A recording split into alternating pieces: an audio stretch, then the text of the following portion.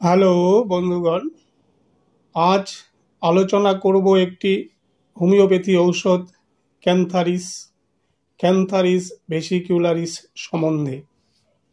এই ঔষধটি প্রধানত কিডনি, মূত্রনলী ও ত্বকের উপর বিশেষভাবে কার্য করে থাকে। এবার তাহলে আসা যাক এই সম্বন্ধে আলোচনায়। বন্ধুগণ, কিডনি ও মূত্রনলী সম্বন্ধীয় বিভিন্ন রোগ, যেমন ধরুন প্রস্রাবদ্বার পুড়ে যাওয়ার মতো জ্বালা অনুভব, প্রস্রাবের আগে বা পরে ভীষণ জ্বালা হলে, প্রস্রাবে অত্যন্ত কোঁথানি সহ বেগ থাকলে এবং ফোঁটা ফোঁটা প্রস্রাব এর সঙ্গে রক্ত ও সব সময় প্রস্রাব করার ইচ্ছা ইত্যাদি থাকলে এই ঔষধটি অত্যন্ত উপকারী। কিডনিতে পাথর হলে এবং এর জন্য প্রস্রাবে জ্বালা পোড়া, বেগ এবং কোঁথানি ইত্যাদি নিবারণের জন্য ক্যান্থারিস উপকারী। পাথরি রোগ ছাড়াও এই ঔষধটি প্রোস্টাটাইটিস, ইউরেথ্রাইটিস এবং সিস্টাইটিস রোগেরও একটি ভালো ঔষধ। প্রস্রাবের সঙ্গে সাদা সাদা দানাদার পদার্থ বের বা প্রমেহ রোগে ক্যান্থারিস খুবই উপকারী। স্ত্রীলোকদের সঙ্গম ইচ্ছা প্রবল হলে ক্যান্থারিস সেবনে তা স্বাভাবিক হয়।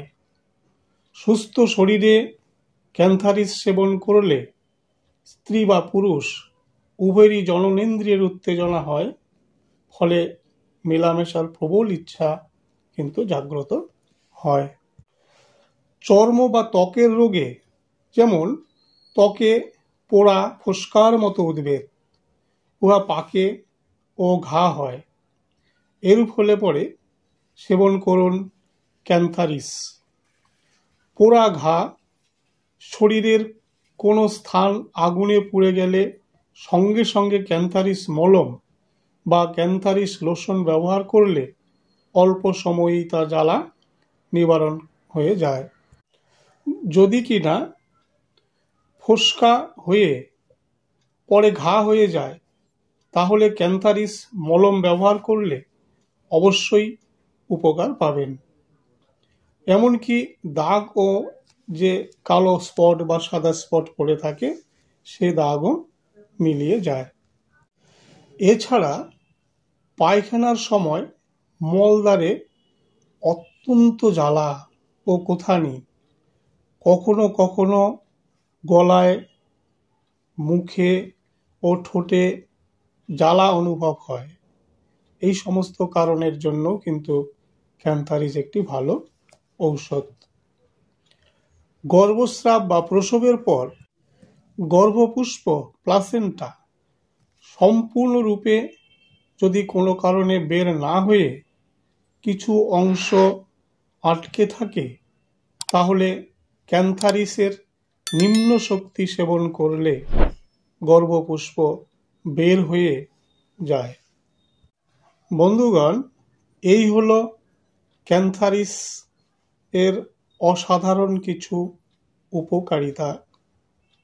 এবার এই ঔষধটি সেবনের প্রয়োজন হলে, অর্থাৎ যে রোগ ব্যাধিগুলির নাম এবং তাদের লক্ষণ সম্বন্ধে আলোচনা করা হলো, সেসব উপসর্গ বা রোগ যদি হয়ে থাকে, তাহলে পার্শ্ববর্তী কোনো ডাক্তারবাবুর পরামর্শ অবশ্যই নেবেন। অথবা ভিডিওর নিচে যে কমেন্ট বক্স রয়েছে, সেখানে কমেন্ট করে আপনার রোগের বিবরণ জানাতে পারেন। কারণ এই ঔষধটি সব বয়সী রোগী বা রোগিণীদের ক্ষেত্রে সব ধরনের শক্তি প্রয়োজন করতে হবে বা একই শক্তি সবার ক্ষেত্রেই কার্যকারী হবে এমনটি নয়। কমেন্ট করে জানালে নির্ধারিত বয়স এবং রোগের বিবরণ জানালে ঔষধের শক্তি এবং ঔষধ সেবনের পরিমাণ বলে দেওয়া হবে।